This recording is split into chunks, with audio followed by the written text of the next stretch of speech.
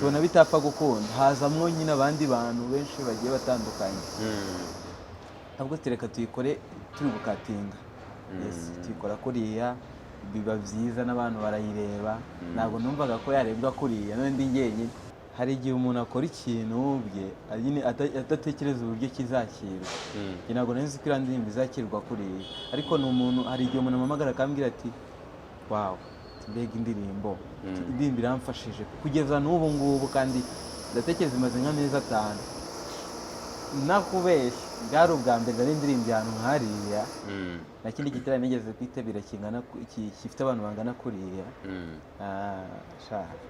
umutima wanjye numvaga atari njyewe naje kumva ni njyewe nyine nyumva nza kubyakira hari igihe no kuririmba mu rusengero ubwabyo nakunze kuba mu makorari baduhamagaraga tugiye nko kuririmba twaserutse nk'ahantu wumva n'ubundi ifite ubwoba kandi ari muri korari ibaze noneho nyine ngiye guperforminga nyine nayo mfite ubwoba ntabwo nakubeshya ariko nkagerageza kubitsinda nkavuga ni Imana ifasha ahantu mave neza nuko urazamuka kuri stage uraperforminga ubona hari abantu benshi muri kuririmbana sinzi niba bari bazi indirimbo yawe cyangwa barimenyeye hariya byo ni byagwaye isura yihe bikwigisha iki ubundi mbere nkitangira ibi bintu numvaga hari ibintu bidashoboka nk'ibyabaye hari kumva abantu nyine bari kuririmba indirimbo yanjye numvaga hari ibintu bidashoboka ariko hari igihe mbyumva kunguku numva umuntu indirimbo yanjye yarayifashe mu mutwe ni njyewe cyangwa rero no mu giterane byarantunguye kubona ndi kuririmbana n'abantu bazamuye amaboko bafashijwe bari kubyina indirimbo igenda buhoro byamaye imbaraga nyinshi zo gukomeza ndavuga ni birashoboka nyine gukorera Imana kandi abantu bakabibona bagafashwa nabyo ufite imbaraga aho ni reaction wagize ubonye uri kuririmbana n'abantu uvuye kuri stage ni izihe feedback wakiriye reka tubahe ikaze twizere ko meze neza cyane aho muri mu bice bitandukanye by'isi isura yizina isura yizi eri so navuga ko nyizi naba mbeshye waba ubeshye ubwo mboneye kwakira n'umuntu tugiye kuganira nanze kwirirwa njya mu bintu byinshi sindamusobanura cyane arahari arisobanura eri witwa okay uri kumara kumvuga nagize ukambaza kugira ngo uvuge n'ayandi nitwa Girimbabazi Eric mu muziki cyane abantu bazi izina Girimbabazi kuko bazi Eric ndi umuramyi ni umuziki wo kuramya no guhimbaza Imana ese ni Girimbabazi cyangwa ni Igirimbabazi Girimbabazi Girimbabazi yego ni nk'izina ribwira umuntu kugira imbabazi ese abandi ntibakunda kukwitiranya na Igirimbabazi cyane bakunda kuyitiranya na Igirimbabazi hari igihe hari televiziyo ariko kwakira baha amazina yawe yo sindayavuga biyandikira Igirimbabazi uyinsubirisha muti banditse tuguhaye ikaze bro murakoze cyane nanjye nishimiye kubana namwe Girimbabazi abantu bamuzi cyane mu kuramya no guhimbaza Imana sometime ariko kenshi uba mu kuramya yego ariko hari abantu buriya batajya batandukanya kuramya Imana no kuyihimbaza gusa ntabwo tuje kwigisha ahubwo tuje kuganira ku muziki wawe umuziki wawe ugeze hehe nta ndirimbo banza nawe hari umuntu wigeze kuvuga ngo abahanzi ngo n'abanebwe abahanzi ntabwo ari abanebwe ahubwo buri muntu aba afite uko ari gutegura ibintu bye hari n'ufata pose bitewe n'uko abona wenda ibintu bimeze ariko ku ruhande rwanjye ngewe umuziki ndawukomeje ndi gukora mperuka indirimbo mu kwa mbere mperuka kwa prodinga indirimbo mu kwa mbere urumva hashize igihe turi mu kwa 8 gusa nawe ntabwo byajyaga bimvaho amezi ubwo umuntu agenekereje ni nk'amezi 7. nk'amezi 7 urumva ni menshi ariko nahise ubwo bavuze ngo umuhanzi ni umunebwe ntakora baba babeshye.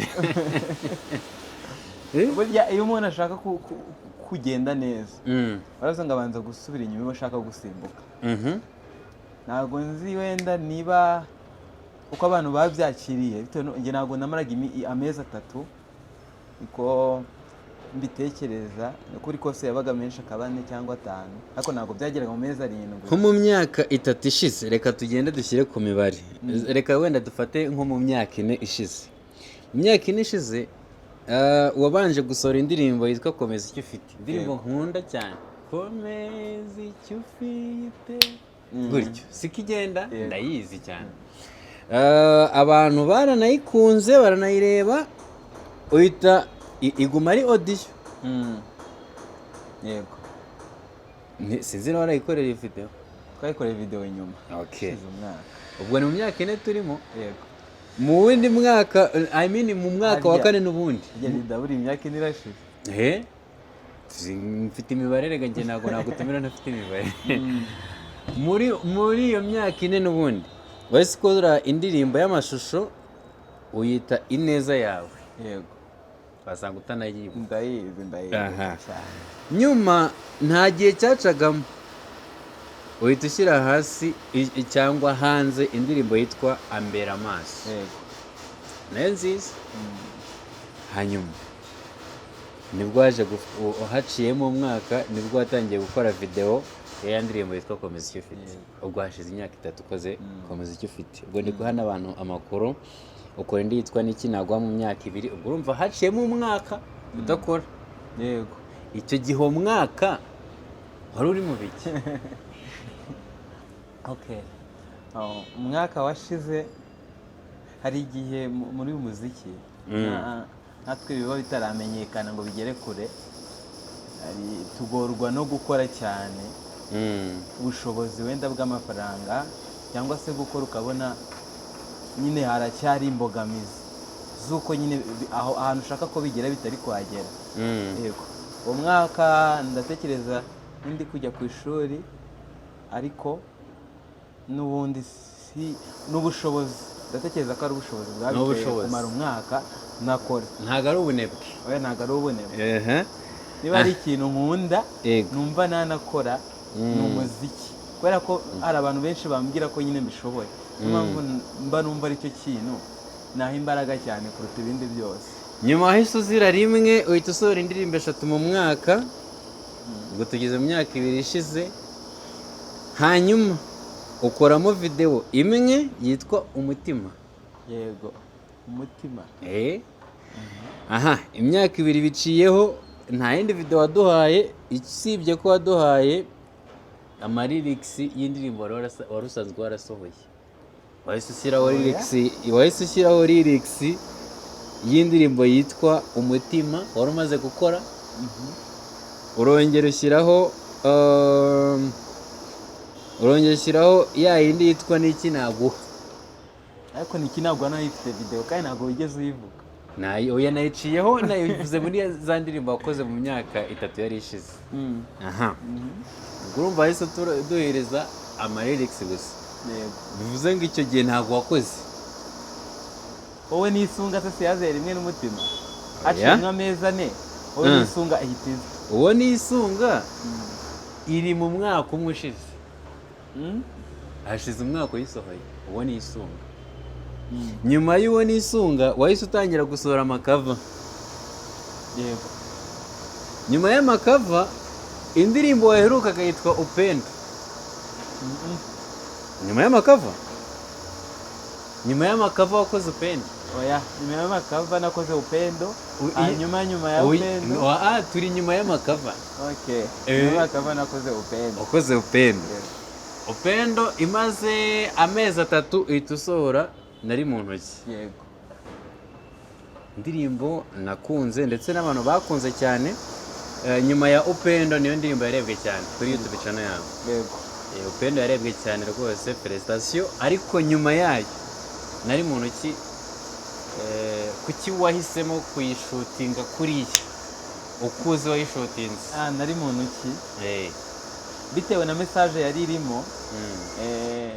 Numvaga ari message yanjye njya kwandika indirimbo.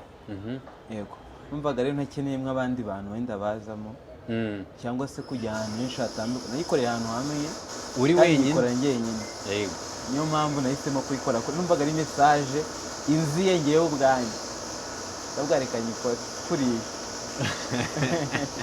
umuntu biragoye ko yapfa kubyumva kuko gukorera indirimbo ahantu hamwe uri wenyine nta wundi muntu ugaragaramo. Yego, yewe habe n'umufigira wari wihagarariye hirya. nawe Yego, kugira ngo ubone iriya script yanditse kuriya uyikore ninde wagufashije muri ibyo bintu byaje gute? ubundi uburyo twari twateguye kuyikora bwari umuntu wari wampaye igitekerezo akimara kumva message hamwe ngo tuyikore uburyo bwa no cut, nyine nta mutagira ahandi hantu, nta gukatinga, nta kesi, muri ahantu hamwe. Nyuma tubyigaho bitewe na location twari dufite, tubona bitapfa gukunda, hazamwo nyine abandi bantu benshi bagiye batandukanye. Ntabwo tureka tuyikore turi gukatinga. Yes, tuyikora kuriya biba byiza n'abantu barayireba. Ntabwo numvaga ko yarebwa kuriya n'undi njyenyine. Ni indirimbo waririmbye mu gitaramo cya Rabagirana Festival, abantu bayakira neza. No muri highlight niyo yajemo. Byo wabyakiriye ute? Indirimbo iri mu bwoko bw'amaslow, noneho abantu barayumva kuriya si yindi ivuga ngo bazagukubitira abanzi bawe. Ni indirimbo isa naho uri kuvuga urukundo rw'Imana ishobora gukunda umuntu utanarukwiriye. Yego. Wabyakiriye gute kubona abantu bayishimira kuriya? Hari igihe umuntu akora ikintu ubwe adatekereza uburyo kizakirwa. Ntabwo nzi ko iriya ndirimbo izakirwa kuriya, ariko ni umuntu, hari igihe umuntu ampamagara akambwira ati wow, mbega indirimbo iramfashije kugeza n'ubu ngubu, kandi ndatekereza imaze nk'amezi 5 cyangwa 6. Yego, ariko na n'ubu ngubu abantu barampamagara bakambwira ati iyi ndirimbo ni nziza pe. Ntabwo nabitekerezaga rero. Ni nk'amahirwe nagize yo kujya muri Rabagirana, nageramo nkabona hari abantu banzi, ntabwo nabyo expectingaga. Nyine byamaye motivation, byarankomeje nyine bituma numva ngomba gukomeza nkagira ahandi hantu. Bwari ubwa kangahe uririmbira abantu bangana kuriya? Donc duhe iyo scenario.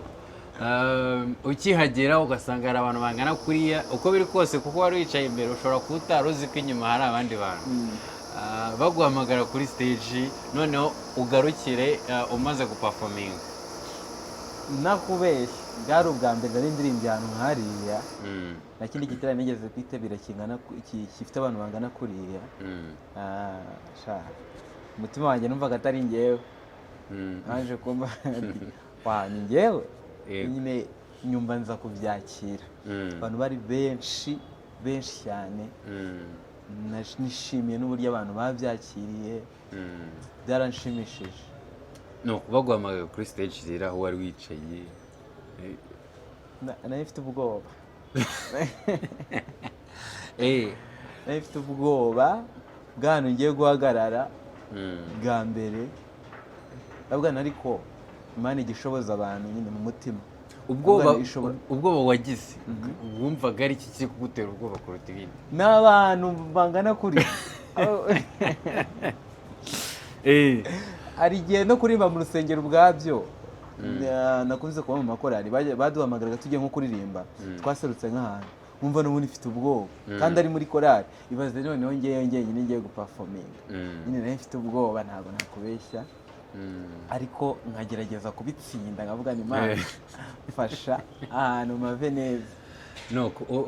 Urazamuka kuri stage, uraperforminga, ubona hari abantu benshi muri kuririmbana. Yego, sinzi niba bari bazi indirimbo yawe cyangwa barimenyeye hariya. Byo ni byagwaye isura yihe, bikwigisha iki? Ubundi mbere nkitangira ibi bintu numvaga hari ibintu bidashoboka nk'ibyabaye, hari kumva abantu nyine bari kuririmba indirimbo yanjye, numvaga hari ibintu bidashoboka. Ariko hari igihe mbyumva kunguku, numva umuntu indirimbo yanjye yarayifashe mu mutwe, wow, ni njyewe cyangwa rero no mu giterane byarantunguye kubona ndi kuririmbana n'abantu bazamuye amaboko bafashijwe bari kubyina indirimbo igenda buhoro byamaye imbaraga nyinshi zo gukomeza ndavuga ni birashoboka nyine gukorera Imana kandi abantu bakabibona bagafashwa nabyo ufite imbaraga. Aho ni reaction wagize ubonye uri kuririmbana n'abantu uvuye kuri stage, ni izihe feedback wakiriye? Mvuye kuri stage hari abantu bakomeye, yego hari abantu bakomeye mu muziki, abanyamakuru b'abahanzi, nishimiye uburyo babyakiriye, mbwira ati courage, urabizi abishobora, bakambwira ati tuzagutumira. Nyine ni amakuru meza umuntu yumva atuma nyine adasubira inyuma, ahubwo avuga ati ngomba gukomeza. Yego. Hanyuma wabonye nyuma y'igitaramo niki byakubakiye? Ikintu navuga byamaye abantu, kandi iyo ufite abantu bagushigikiye uba wumva nyine bishoboka to, kandi ugomba gukora umurimo ukagera kure. Yego, ndatekereza ni muri ubwo buryo byamaye abantu, binyongerera n'icyizere. Ikindi byamaye wenda byamaye uburyo bwo gukora ndetse no gutinyuka. Yego. Ni gute wasobanurira umuntu Eric wa mbere yarabagirana festival na Eric wa nyuma yarabagirana festival? Mbere nyine naratekerezaga ndetse byagenda gute ngiye kuri stage ngana gutya. Ariko ubu ntabwo nyibitekereza, mba numva nyine ahubwo mbonye ahandi hantu ho guperforminga ngana kuriya nakora ibirenze ibyo nakoze. Avuga ni iki nakora kugira ngo bibe byiza kurutaho noneho. Ubu ntabwo nyigira ubwoba bwa stage bwo kuvuga ngo byagenda gute, kuko narabibonye. Ikindi wenda byanyeretse ko nyine nanjye mfite imbaraga, nyine byakunda, byashoboka. Numvaga bitashoboka, numvaga ntajya kuri stage ngo ndirimbane n'abantu mbonye nyine bafashijwe, ariko byamaze ubwoba. Mbwira ikintu wabonye tugiye ubwo turi kuganira tuvamo. Yego. Mbwira ikintu wabonye mu gitaramo nka kiriya wari impamvu twagitinzeho cyane ni uko ni andi mateka wari wubatse, ubwo nk'uko wagiye ubigarukaho uti nibwo bwa mbere ndirimbiye abantu bangana kuriya. Ni iki cyabaye nko mu gihe wari uri kuri stage cyangwa se utari wagera kuri stage ukavuga uti yapfuye? Kavuga uti njyewe njya kuri stage, mbere yuko njya kuri stage habanje umuhanzi wabanjeho ni watumye numva ngize ubwoba. Avuga ni Eniteo wabanje imbere yanjye. Avuga ni njyewe ugiye gukurikiraho. Numvishe ubwoba bunyishe, ntabwo nakubera. Ukwicira iki? Ako kantu konyine katumye numva ubwoba bunyishe. Bwakwiciye iki nyine? Ni iki cyangwa n'umuhanzi munini mugari uzwi n'abantu, noneho nyine aha ngaha muri Musanze afite abantu benshi. Nyine ni umuntu wahagiye akora ibintu byiza, na za ndirimbo ze tuzi. Rero akijyaho nkabona ukuntu abantu babishimye, bamwe bavuze se ndahajya bikunde, numva ngizemo ubwoba, ariko ndavuga ni Imana iri kumwe nanjye irankoresha. Yego. Hanyuma ni iki watahanye nka save ukavuga uti aka kantu n'ahandi ari nko gutanga akazi, aka ni akadepoze? Ikintu natahanye ubwo ni nk'igikira, ariko natashe abantu nyine bishimiye umuziki wanjye. Umuntu aje akakubwira ati wabikoze neza, natwe tuzagutumira. Urumva ni ikintu ushobora kugenderaho ukavuga uko biri kose. Ubwo umuntu ambwiye gutya, uko biri kose byagenze neza, Imana yigaragaje. Hari ikitaragenze neza se wavuga uti hano rwose hari akantu nabonye Imana yanjye? Wenda ntabwo njya ku ma stage menshi yatandukanye, ariko ndabagirana festival yari iteguye neza, sound, uburyo bw'umutekano byari biteguye neza pe cyane. ariko mbere y'uko njya kuri stage hari akantu gatoya kabaye ka sound k'abantu batari bateguye neza uburyo nyine muziki irakora kubera ko abantu benshi bari gukoresha hariya bari gukoresha playback njye byabanje gukoramo nk'iminota nk'itatu ndatekereza nyine ariko ntabwo nabishinze abantu bateguye iki giterane kuko byose byari bihari kuri sete byose byari bihari ahubwo abantu bo kubisetinga bitewe n'icyo kibazo. Okay. Hanyuma rero tugana ku musozo hano tugira agace umunota cyangwa ukajya munsi yawo. Impamvu twashyizeho umunota ni ukugira ngo hatagira uburenga. Ni channel yitwa Impamba Nyayo. Ubwo ni nk'ubutumwa twise impamba umuntu agenera abantu hano igiye ku rugendo bitwaza impamba kugira ngo itume ugereyo amahoro. Impamba wagenera abantu abakunzi ba Eric cyane cya mbere abantu bakurebye bwa mbere nabo ntibabura none n'abantu bakwiyumvamo bikundira ibintu byawe n'abakurebye niyo batagukunda ntabwo ari itegeko.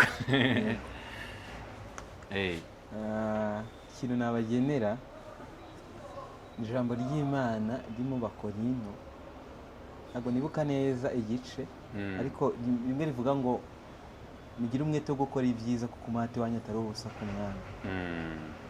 Turi mu bihe bikomeye, turi mu isi igoye kuyibamo urumva n'abantu bayirimo n'abantu ubwabo ntiboroshye biragoranye pe n'ubuzima biragoye ariko tugire umwete wo gukora ibyiza kandi umuhati nyine dukorana ari ubusa ku Mwami. Uko ubuzima bwose wanyuramo abantu bose wanyuramo ugire neza nta kintu witayeho kandi nyine twirinde ibiduca intege n'ibyadusubiza inyuma dukore nk'abakorera Umwami. Icyo kintu nababwira ejo ni heza. Urakoze cyane Eri. Murakoze.